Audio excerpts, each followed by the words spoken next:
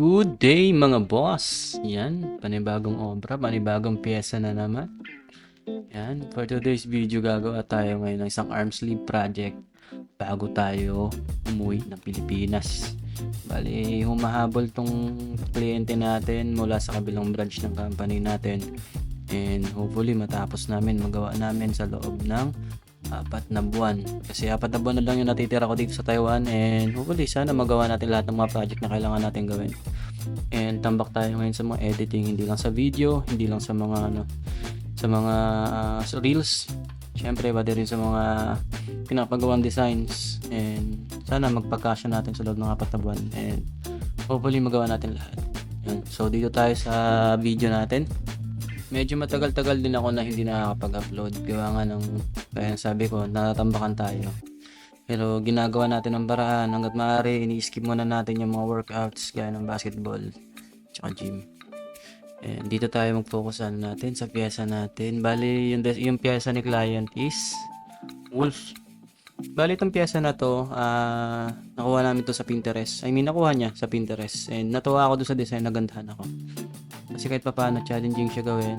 Yun naman yung nagpapaano sa atin eh. Yun naman yung nagpapaganda ng laban natin pagdating sa tattoo. Yung nakaka-excite siyang gawin. Siyempre, kung nakaka-excite siyang gawin, gaganahan tayong gawin yan. And gusto natin maging maganda ang resulta niyan. Nakakatuwa lang mamili kasi ng pyesa tong kliyente natin na to. Kasi ang gaganda niyang pumili ng pyesa. Hindi siya katulad ng mga ibang kliyente na pabara-bara humanap ng pyesa. Ito siya, solido humanap ng mga pyesa to. Ang gaganda ng mga pyesa pinapagawa niya sa akin. Siya rin yung may-ari nung yung Zeus. Ito yun, ito pa ito sa inyo. Yan, siya may-ari din yan. Sa bali sa binti niya pinalagay yan. Ito naman sa arm. Gusto niyang ipagawa yung arm niya. Hindi ko lang alam kung kakayanin namin matapos yung full sleeve. And hopefully nga, sana nga magawa namin. At dito sa pyesa niya na to is, yun lang, common lang na ginagamit natin. Gray wash. Nakakatuwa lang din gumawa ng gray wash sa kanya kasi nga kahit na detalyado yung mga pyesa niya, ang ganda papasukan ng balat, ang ganda ganda pumasok nung ink sa balat niya. Mabilis ko makita yung resulta, namumula agad. Isa kasi yan sa mga hinahanap namin mga artist, yung pamumula ng balat. May mga kliyente kasi na alam mo yun, kahit patamaan ng needle yung ink, nagbabrown lang siya. Siyempre ayaw namin na nagbabrown siya kaagad kasi nangingibabaw na yung dilim ng pyesa. Pag namumula lang kasi, at least kahit paano nakakapag-adjust pa kami ng wash. Hindi namin siya kailangan iangat ng tone ng ink. Yung pinangkukut-kut ko dito, kung mapapansin niyo dyan sa bundok, ang pinangkukut-kut ko dyan is RS. Sa pagkakaalala ko is 9RS yan. Mas mabuti kasing RS ang ipandot-tot nyo dyan kaysa sa liner kasi at least kahit paano may buhag-hag effect. Kapag liner kasi, solid na talaga makukuha mo. Solid na resulta makukuha mo. Magiging black na kaagad siya. Hindi mo makukuha yung gusto mong texture na may pagkabuhag-hag. Alam mo yun, may pagka-brushy effect yung niya. Yung magiging resulta niya. Ayan, kung mapapansin nyo, wash yan, pinaka-light na wash yung ginagamit ko dyan. And kapag nakita ko na namula na yan, tinitigilan ko na. Saka lang ako mag-a-adjust niyan after a few minutes para makikita ko na kasi yun makikita mo na agad yung resulta ng niya, ng ink sa loob ng skin. Kung sapat na ba yung tone na yung nanando doon mo malalaman niya siya. Kaya huwag niyo masyadong panggigilan yung pag-wash niyo, baka mabugbog tapos ma-overwork. And then hindi na kasi siya kayang habulin kapag nag-dark na siya ng sobra. Mahabol mo siya kasi ida-dark mo na rin yung ibang part.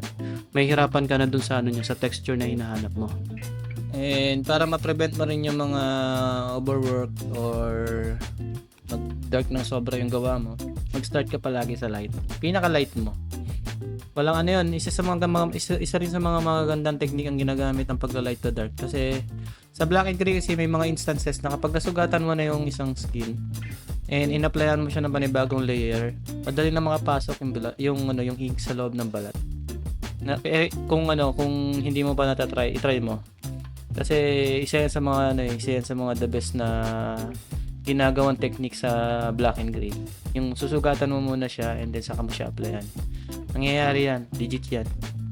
Kaya kung mapapansin niyo dito sa video, yan light muna binabanatan ko, sabay saka ako nagda-dark. Pero pag may area ako na nakita doon sa reference na talagang dark na, hindi na ako nagla-light tone. automatic doon ako sa pinaka dark. Tapos kapag babalik ako sa light tone, sausaw nyo para mawala yung solid ink dun sa loob ng tip. Kasi pag yan nag-stuck yan dyan, tapos gusto nyo mag-light, boom! Dark pa rin ang labas. Kasi nga, hindi nyo siya sinausaw sa tubig. Hindi nyo siya dinilot. Hindi nyo inalis dun sa tip yung ano. Kasi naiiwan pa rin naman dyan yung iba. Hindi naman yan siya basta-basta nawawala. Kaya always nyo linisin yung tip, yung needle para sa panibagong texture na gusto niyo gawin. And dito naman sa wolf na ito, project ito para sa full sleeve niya. And di ko na naman alam pero abang-abang ako doon sa piyesa ng kliyente ko.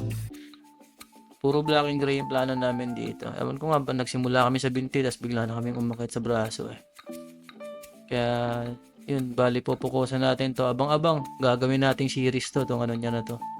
Yung full sleeve project niya na to.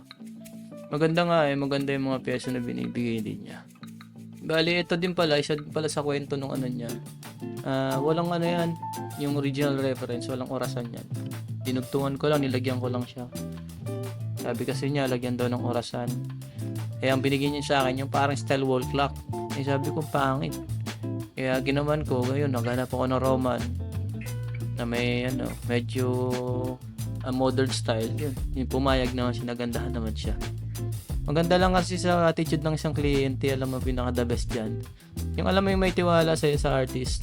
Ang hirap kasi magbigay ng opinion sa isang kliyente na mas marunong pa sa'yo.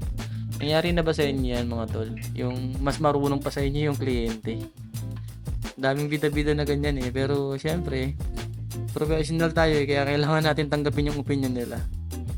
Tapos ang ending, ako pa naman yung klase ng artist na na hindi mahaba ang pasensya pagdating sa sa maling opinion.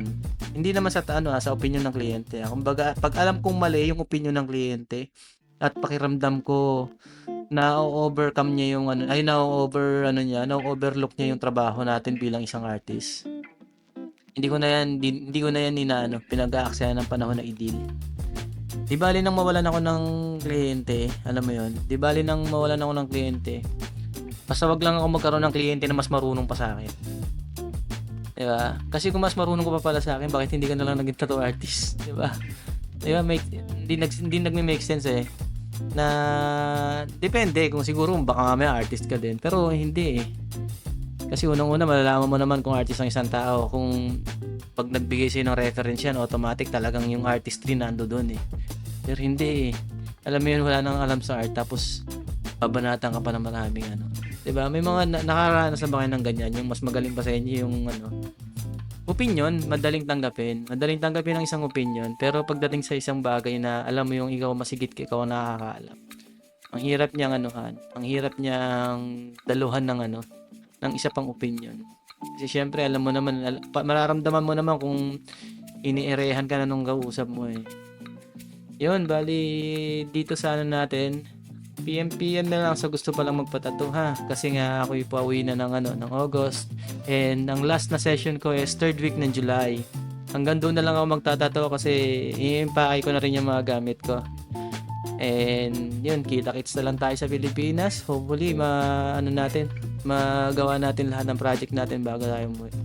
And ayan, hanggang dito na lang yung pag-iingay ko sa video na to, and hopefully nagustuhan nyo yung paggawa ko ng video, nagustuhan nyo yung tattoo na ginawa natin. And yan, hanggang dito na lang. Ingat kayo palagi. God bless. Bye-bye.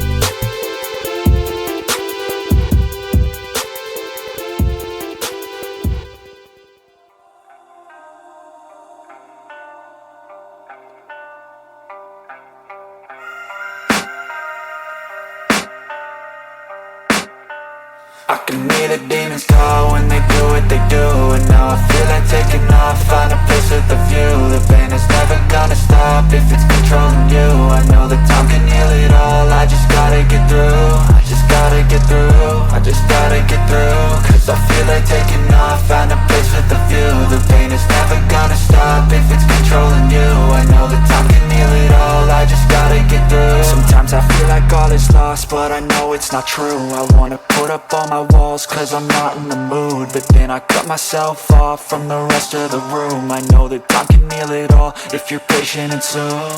It can all be worth it, all the searching. Pain is never really permanent, but damn it hurts, man. I could feel all of the turbulence and it's concerning.